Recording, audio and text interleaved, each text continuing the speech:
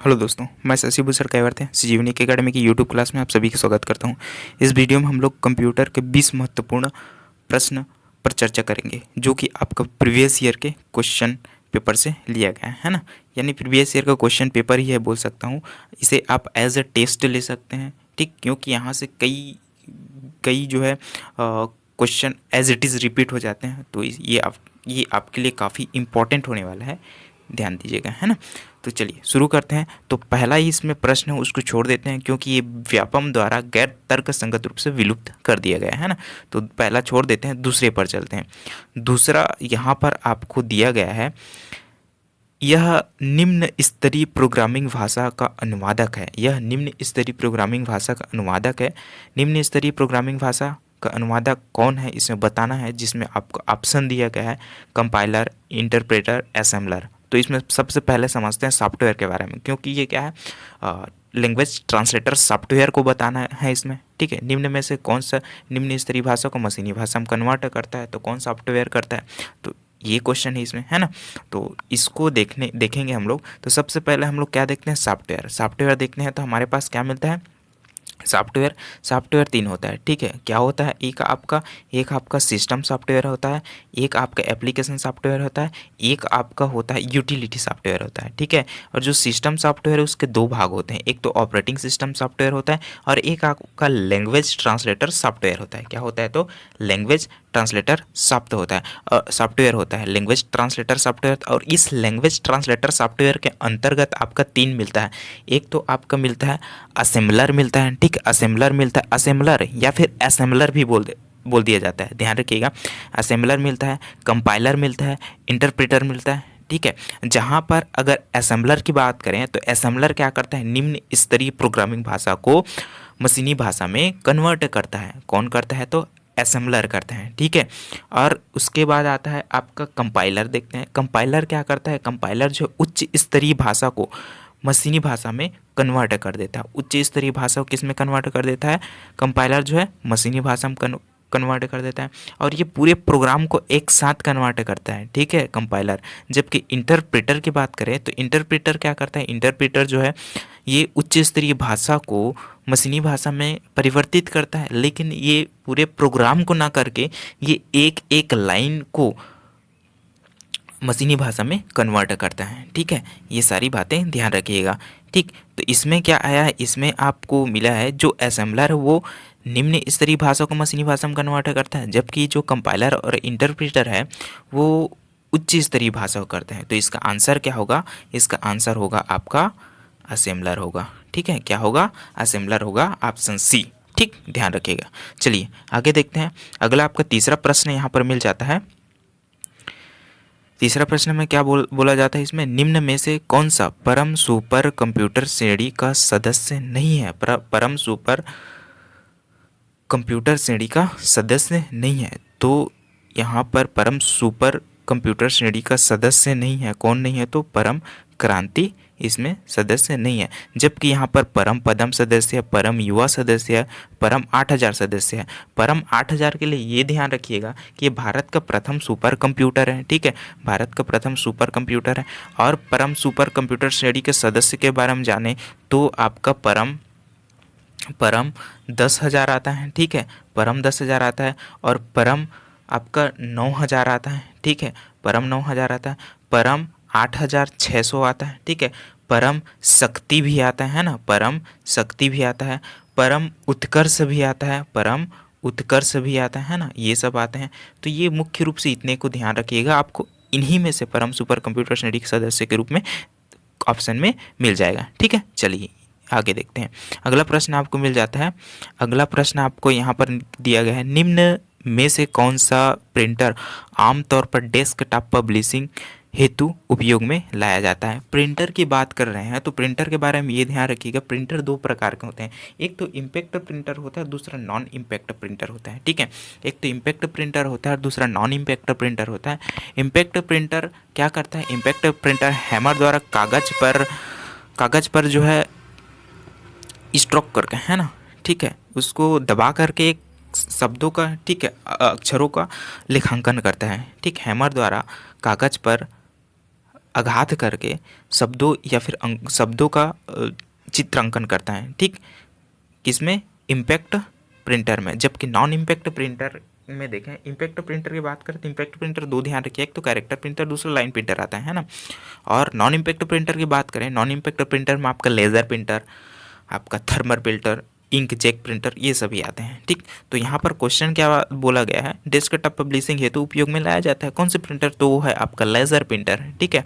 Laser printer, laser printer ध्यान रखिएगा, laser printer ही उच्च गुणवत्ता के ग्राफिक प्रिंटर का कार्य करता है, उच्च गुणवत्ता के ग्राफिक प्रिंटर का कार्य करता है, ठीक। लेज़र प्रिंटर में ही बेलनाकार ड्रम लगा होता है, लेज़र प्रिंटर में भी बेलनाकार ड्रम लगा होता है, ठीक। ये ध्यान रखिएगा।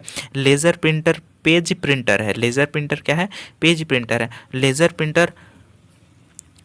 लेज़र प्रिंटर जो है नॉन इम्पैक्ट प्रिंटर है, ठीक है, नॉन इम्पैक्ट प्रिंटर है, ठीक है। ध्यान रखिए, इतने सारे लेज़र प्रिंटर के संबंध में ध्यान रखिएगा, ठीक। चलिए आगे देखते हैं पांचवा प्रश्न यहाँ पर आपको मिल जाएगा, निम्न में से कौन सा open source operating system software है? निम्न में से कौन सा open source operating system software है? तो वो है आपका हैकू, ठीक। क्या है? तो हैकू है, ठीक। क्या है? हैकू है, ठीक। यहाँ पर विंडो क्या है? तो विंडो जो है ओपन ऑपरेटिंग सिस्टम सॉफ्टवेयर है, ठीक। ऑपरेटिंग सिस्टम सॉफ्टवेयर, ठीक, ओपन सोर्स नहीं है, ठीक, ऑपरेटिंग सिस्टम सॉफ्टवेयर है। गूगल क्या है? तो गूगल एक सर्च इंजन है, जानते हो आप लोग, है ना, बार बार रिपीट हो रहा है। अब यहाँ पर जो और देखें, और ओपन सोर्स ऑपरेटिंग सिस्टम की बात करें तो इसके अलावा हो जाता है उबंटू हो जाता है, उबंटू हो जाता है, ठीक। उबंटू के बाद कुबंटू हो जाता है, उबंटू के बाद कुबंटू, ध्यान, उबंटू, कुबंटू, फेडोरा, सोल्सा, हैकू, सिलेबल डेस्कटॉप, ये सभी जो है आपको open source operating system software है। और जितना मैंने नाम बताया उतने में ही आपको ओपन सोर्स ऑपरेटिंग सिस्टम के ऑप्शन में देखने को मिलेगा, तो ये सभी ध्यान रखिएगा। चलिए आगे देखते हैं, अगला आपको मिल जाता है बिट्स का तात्पर्य है बाइनरी डिजिट, है ना, बिट्स का तात्पर्य है बाइनरी डिजिट, है ना, ये ध्यान रखिएगा। चलिए आगे देखते हैं, अगला आपका प्रश्न मिल जाता है, क्विक टाइम फॉर्मेट के द्वारा विकसित किया गया था। क्विक टाइम फॉर्मेट खालिस्तान के द्वारा विकसित किया गया था, तो ये एप्पल के द्वारा विकसित किया गया था। किसके द्वारा विकसित किया गया था? तो एप्पल के द्वारा विकसित किया गया था, ये ध्यान रखिएगा, है ना। चलिए आगे देखते हैं, अगला आपको मिल जाता है सर्च इंजन से प्राप्त कर सकते हैं, क्या प्राप्त कर सकते हैं भाई? वीडियोस प्राप्त कर सकते हैं, इमेजेस प्राप्त कर सकते हैं, डॉक्यूमेंट्स प्राप्त कर सकते हैं। तो क्या होगा? आंसर क्या होगा? ये उपरोक्त सभी प्राप्त कर सकते हैं, ऑप्शन डी इसका सही आंसर होगा, है ना। चलिए आगे देखते हैं, अगला प्रश्न है आपका, ये भी आपका मेमोरी से संबंधित है, ठीक है। तो इसमें बोला गया है, निम्न में से कौन सा स्टोरेज मीडिया सीक्वेंशियल एक्सेस सूचित अनुक्रमित अधिगम, ठीक, सूचित अनुक्रमित अधिगम प्रदान करता है, ठीक। तो ये जितने भी यहाँ पर दिया गया, floppy disk, magnetic tape, blu ray disk, ये सभी जो है आपको द्वितीयक मेमोरी के अंतर्गत आता है, ठीक है। किसके अंतर्गत आता है? तो द्वितीयक मेमोरी के अंतर्गत आता है, जिसमें ऑप्शन कौन सा होगा? मैग्नेटिक टेप होगा, ठीक है। ये क्वेश्चन बार बार पूछा जाता है, सीक्वेंशियल एक्सेस प्रदान करने वाला स्टोरेज मीडिया कौन सा है, या फिर सूचित अनुक्रमित अधिगम प्रदान करने वाला स्टोरेज मीडिया कौन सा है? दोनों में से कोई एक नाम भी पूछ सकता है ना, बोलकर आपको ये स्टोरेज डिवाइस पूछ सकता है। तो ध्यान रखिएगा, मैग्नेटिक टेप है इसका, ठीक, मैग्नेटिक टेप। और ये सभी जो है द्वितीयक मेमोरी है, ठीक, सभी क्या है? द्वितीयक मेमोरी है, ये सभी ध्यान रखिएगा, ठीक। चलिए आगे देखते हैं, अगला प्रश्न आपको मिल जाता है 10वां, अबिकस ग्रीक शब्द खाली स्थान से प्राप्त किया गया है, तो ये आपका अबेक्स से प्राप्त किया गया है, ABX से प्राप्त किया गया है, ठीक है, ये ध्यान रखिएगा। चलिए आगे देखते हैं, आपका 11वां नंबर का प्रश्न यहाँ पर आपको मिल जाता है। 11वां नंबर का प्रश्न दिया हुआ है,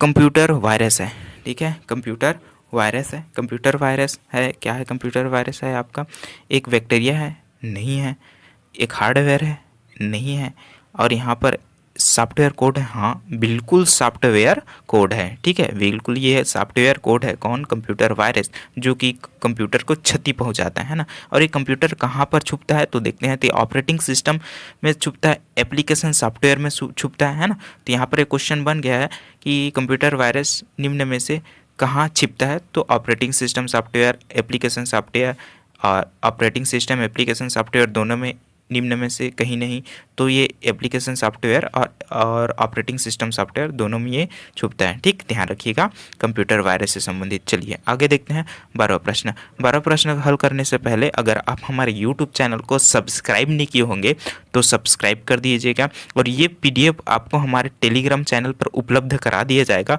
और आप टेलीग्राम चैनल को जुड़ने के लिए हमारे इस वीडियो के डिस्क्रिप्शन बॉक्स में जाइएगा, उसका लिंक, ये हमारे टेलीग्राम चैनल का लिंक उपलब्ध करा दिया गया है। वहाँ जाकर आप हमारे टेलीग्राम चैनल से जुड़ सकते हैं। अगर वहाँ भी ना जुड़ पाएँ तो टेलीग्राम चैनल में सर्च बॉक्स में जाकर सर्च कीजिएगा CG यूनिक एकेडमी करके।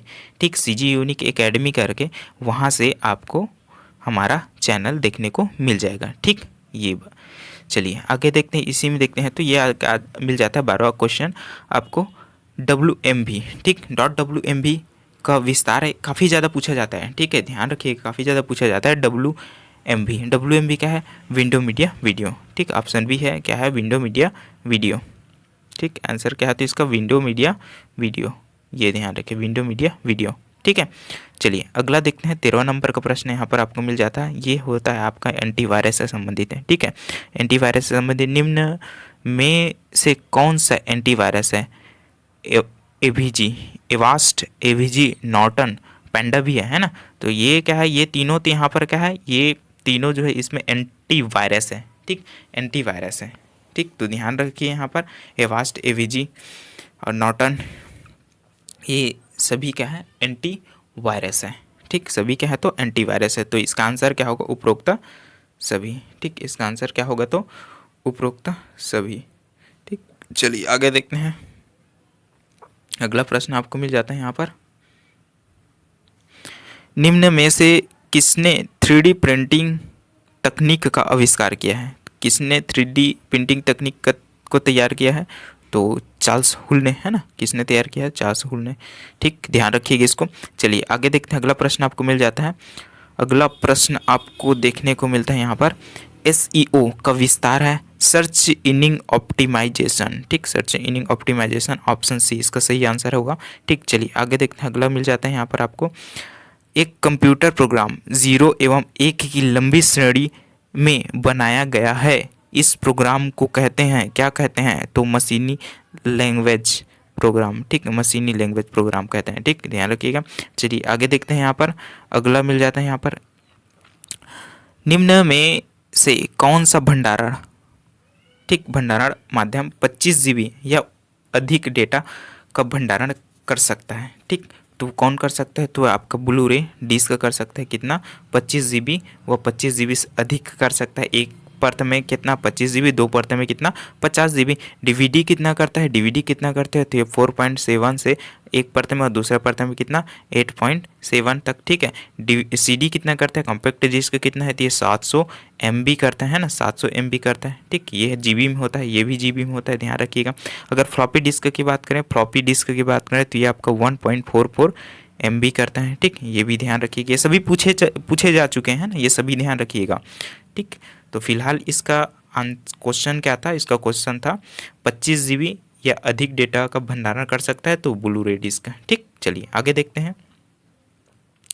ये आपका मिलता है MS वर्ड डॉक्यूमेंट में खाली स्थान बटन दबाने पर find and replace dialog box खुलता है। तो क्या दबाने पर? तो आपका F5 दबाने पर खुलता है। ठीक है, F5 दबाने पर खुलता है, ध्यान रखिएगा, F5 दबाने पर खुलता है। अगर कोई एप्लीकेशन सॉफ्टवेयर ना खुला हुआ हो तो विंडो में हम लोग क्या करते हैं? F5 दबाते हैं, तो उसमें क्या होता है? उसमें रिफ्रेश होता है। ठीक, रिफ्रेश होता है, ताज़ा होता है। ठीक है, रिफ्रेश होता है, ये ध्यान रखिएगा।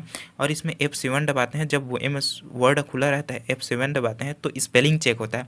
और F12 दबाते हैं तो क्या होता है? सेव एज डायलॉग बॉक्स खुलता है। ठीक, ध्यान रखिएगा, सेव एज डायलॉग बॉक्स खुलता है, काफ़ी इंपॉर्टेंट है ये सब। ये तीनों जो है रिपीट हो चुके हैं। ठीक, ध्यान रखिएगा।